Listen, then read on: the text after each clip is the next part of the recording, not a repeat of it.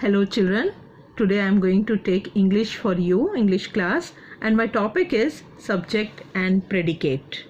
See children, every sentence has got two parts, that is subject and predicate. So here we go.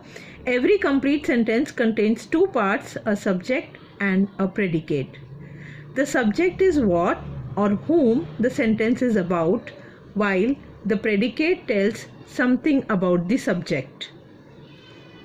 Okay children, so what it says is that in a sentence about whatever we speak, that is called subject, and about that subject whatever information we give, that is called as predicate. Now let us read some sentences through which it will be more clear to you that what actually is subject and predicate. Now first sentence, the apples are sweet. So here the subject is the apples, and whatever we are speaking about the apples becomes the predicate, that is are sweet. Second, the children are playing in the park. So we are talking about the children, so the children is subject and are playing in the park is predicate.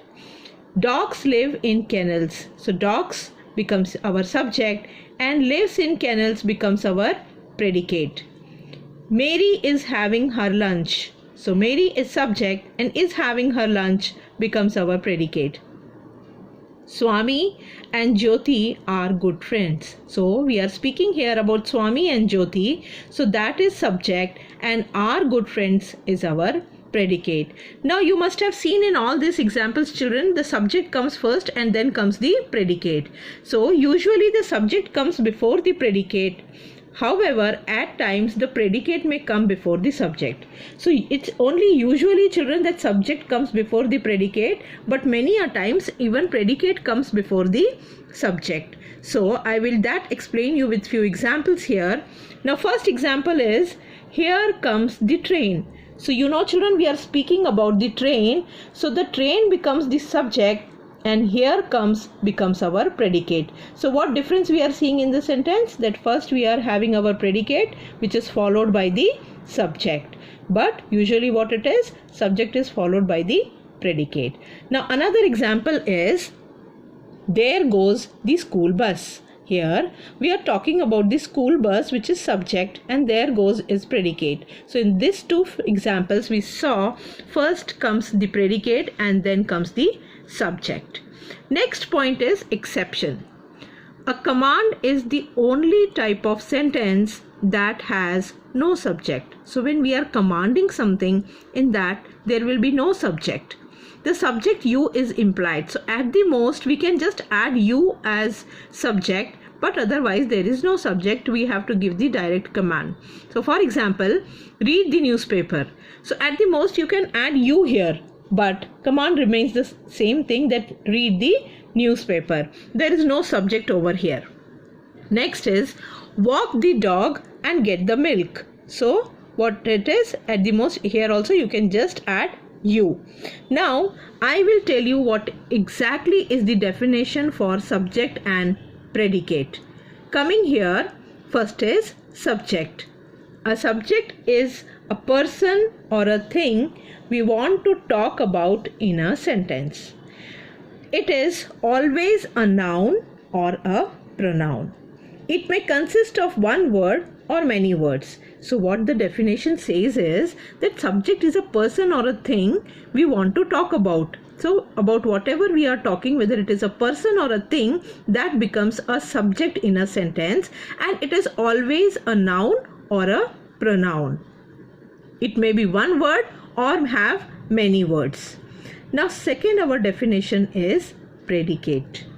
A predicate is what we say about the subject in a sentence. So what is predicate? Whatever we say about the subject in a sentence, that is called as predicate. A predicate must have a verb.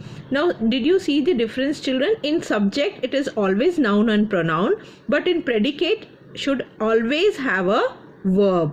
A predicate may consist of one word or many words. Now as I told you that a predicate must have a verb, I will tell you with the example children. Now we saw few examples of subject and predicate. Now coming to the first one, the apples are sweet. In this, are is the verb. So did you see that predicate is having verb? In second example, are playing in the park. In this, playing is your verb. Third example, live in kennels. Live is your verb. Next example, is having her lunch. Having is your verb. Again, in the last example, are good friends. In this, are is your verb. So that means every predicate part will have the verb in it. Now, let us do some exercises which will make us clear more about subject and predicate. First one example is already solved here, children, that Rohan helped the blind man. So we are talking about Rohan. So Rohan is your subject and help the blind man is your predicate. Now next is we have been given exercise and we have to tell in this which is subject and which is predicate. Now an animal is a large and an elephant is a large animal. Sorry, I repeat it again. An elephant is a large animal. So about what we are speaking here? We are speaking about elephant. So an elephant is our subject and as we are speaking about it is a large animal becomes your predicate. Let us understand this more clearly with few more examples here, children. See, the lion pounced upon the stag. So about whom we are speaking here? We are speaking about the lion, and pounced upon the stag, that becomes our predicate. All the schools are closed today. So we are speaking about schools. See, all the schools. Now in first one we saw the lion. Okay, here we are seeing group of words. All the schools are closed today. So all the schools is subject, are closed today is our predicate. Next, my father and mother are coming tomorrow. So my father and mother is our subject and are coming tomorrow is our predicate. This green pen belongs to me.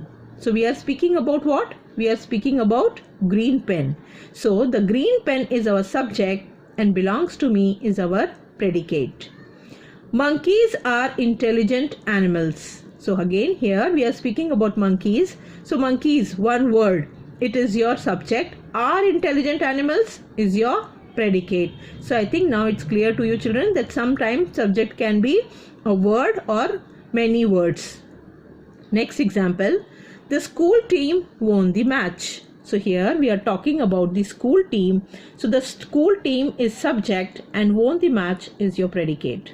Next example, the dog barked at the stranger.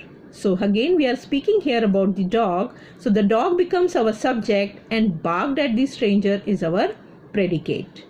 Next, an aeroplane flies in the sky.